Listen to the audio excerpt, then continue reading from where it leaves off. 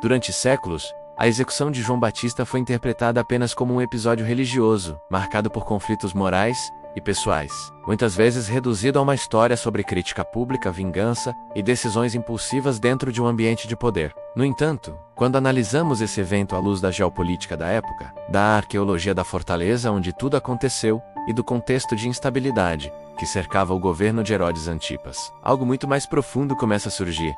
Algo que transforma completamente a forma como entendemos essa morte. A execução de João Batista não foi apenas um ato impulsivo, motivado por uma promessa imprudente, mas pode ter sido uma decisão estratégica, tomada em um ambiente de medo político, tensão social e risco constante de revolta popular. Bem-vindos ao canal História e Eternidade, o seu portal para investigações que conectam arqueologia, ciência e os maiores mistérios da antiguidade. Se você quer entender como o contexto real pode revelar intenções ocultas por trás de eventos históricos, já deixe o seu like e inscreva-se no canal, porque o que você vai descobrir hoje muda completamente a forma de enxergar essa história. A fortaleza de Maqueronte, localizada a leste do Mar Morto, não era apenas uma residência real, mas uma das estruturas militares mais estratégicas daquela região, construída sobre uma montanha isolada, com visão privilegiada de vastas áreas ao redor, permitindo controle visual e defesa contra possíveis ameaças. Escavações arqueológicas revelaram que Maqueronte possuía muros fortificados, torres de vigilância e uma arquitetura pensada para resistir a ataques, o que indica que aquele não era apenas um lugar de descanso,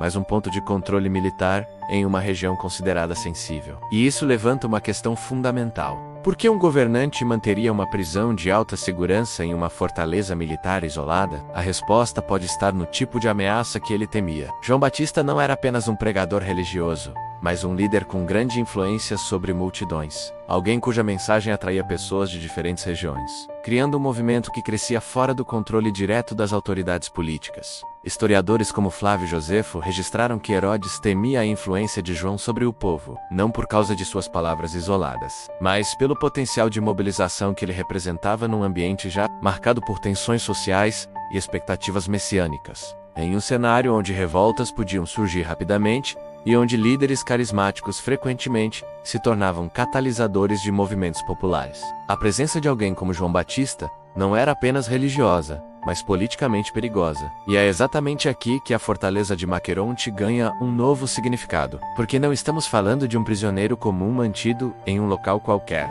Estamos falando de alguém considerado uma ameaça suficiente para ser isolado em uma estrutura militar estratégica, longe dos centros urbanos e sob controle direto do poder político. Isso transforma completamente a narrativa. A prisão de João Batista não foi apenas uma medida de contenção, mas uma decisão calculada, e sua execução pode não ter sido apenas consequência de um pedido impulsivo, mas o resultado de um medo que já existia antes daquele momento. A arqueologia não revela apenas pedras e estruturas, mas padrões de comportamento, estratégias de poder e decisões que muitas vezes não estão explícitas nos textos. E quando olhamos para Maqueronte, vemos mais do que uma fortaleza. Vemos um reflexo do medo, o medo de perder controle, o medo de uma multidão, o medo de alguém que não precisava de exército para influenciar uma nação. E talvez essa seja a chave para entender o que realmente aconteceu ali.